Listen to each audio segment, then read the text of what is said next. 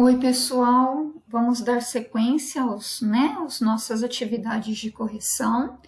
Então, vocês fizeram aí os exercícios da página que começa na página 64, né, que é essa página aqui, e vamos então para mais essa correção. Pessoal, essas são as atividades, né, dando continuação sobre adjetivo e locução adjetiva. Então, eu espero que isso já esteja bem claro, que a função do adjetivo e da locução adjetiva é de caracterizar um substantivo. Então, à medida que num texto, né, quanto mais características nós damos a uma determinada palavra, a um determinado substantivo, mais específica essa palavra vai ficando, né? Então, é o que acontece aqui no exercício 1. Vamos ler, então. No decorrer do texto, a autora escolheu a expressão um jovem pequenino para fazer referência a uma das personagens. Veja, então aqui está uma frase do texto, não é? Só um jovem pequenino não havia feito sua roupa. Bom, vocês se lembram que no texto, como os campos, os personagens não têm nomes, né? Eles foram nomeados como os jovens, né, quando se referiu àquele grupo de garotos, o jovem pequenino, que foi aquele que entendeu o ensinamento, e o sábio. Então, pessoal, como esses personagens não foram nomeados com nomes próprios, a caracterização é muito importante para diferenciar um do outro. Então, olha o que aconteceu com o substantivo jovem ao longo do texto, né? Então, de jovem, a autora passou a classificá-lo como um jovem. Olha que só de pôr o artigo acompanhando o substantivo, já ficou um pouquinho mais determinado, né? Um jovem. De repente, ela falou que foi um jovem pequenino, aí especificou mais ainda, né? Na verdade, quando se fala um jovem, né, está acompanhado do artigo indefinido, o um, que a ideia fica muito vaga. Quem que é esse jovem, não é verdade? O artigo indefinido, ele faz isso, ele deixa muito vago.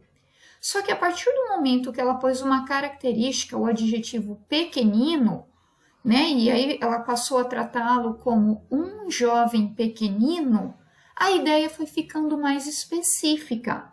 Eu espero que vocês estejam observando que o substantivo jovem, olha, ele foi sofrendo modificações até chegar em o jovem, em que fica realmente assim mais específico ainda, porque passou de um artigo indefinido para um artigo definido. Então, quando ela falava o jovem, né, o jovem que entendeu o ensinamento do sábio, aí nós sabemos a qual jovem específico ela estava se referindo, tá bom?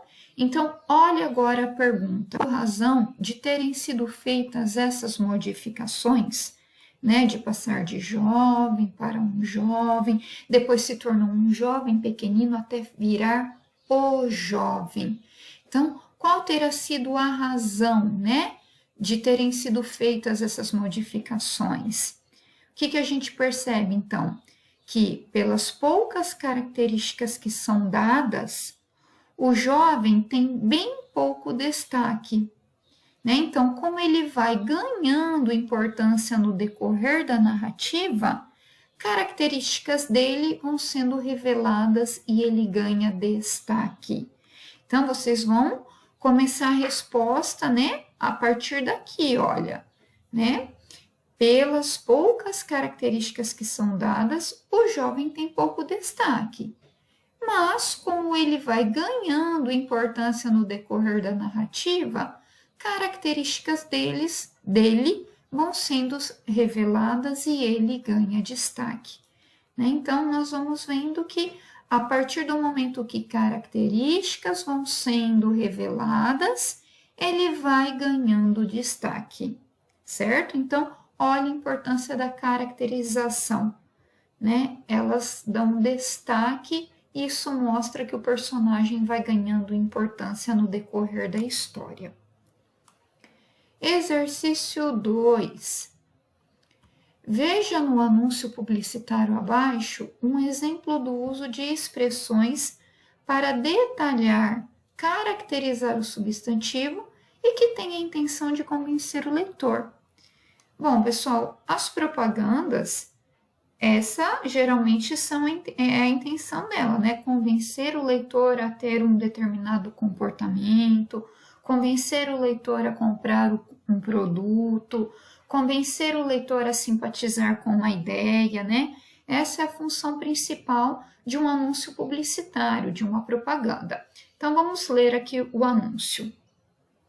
Nossa relação com o consumidor é limpa, transparente, perfumada, livre de germes e sem manchas. Né? Então, aqui era uma propaganda da Reckitt Benckiser, não sei, né, se essa é a pronúncia correta. Né? E aqui embaixo, olha os produtos, saiu bem ruim, mas aí na apostila de vocês está melhor para ver. Então, é a empresa responsável pelos produtos da Veja, da Harpic, da Lysol, Rodazol, do Bom Ar, né? São todos produtos voltados para limpeza, né? Para limpeza da casa. Então, letra A. Copie as palavras ou expressões que foram escolhidas para caracterizar a relação da empresa com o consumidor. Então, olha só, nossa relação com o consumidor, né? A empresa que fabrica todos esses produtos, que é essa empresa aqui. Então, como que é a relação a relação da empresa com o consumidor? Limpa, transparente, perfumada, livre de germes e sem manchas. Aqui, a resposta. Essas foram as características que foram sendo dadas. As palavras limpa, transparente e perfumada são adjetivos, porque são palavras que são usadas para caracterizar, só que é uma única palavra. Agora, livre de germes, sem manchas. Então, aqui foram usadas mais de uma palavrinha para dar característica. Então, nesse caso, nós temos locuções adjetivas, ok? Então, essas foram as palavras escolhidas para caracterizar a relação da empresa com o consumidor. E B, qual foi a provável intenção da escolha dessas palavras? Por que será que eles escolheram essas palavrinhas aqui? Olha só, para dar destaque à eficiência do produto na limpeza e na higienização. Todos esses aqui, Veja, Harpic, Rodazol, Bom Ar, né? Esses outros nomezinhos aqui que estão mais difíceis para ler. Essas palavrinhas, elas mostram a eficiência do produto na limpeza. São produtos que ajudam, que limpam, que deixam tudo transparente, né? Limpar um vidro e deixar bem transparente, que deixam a casa perfumada, né? Então, é tudo sem germes e sem manchas.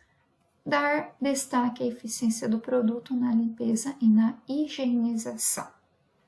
Ok, pessoal?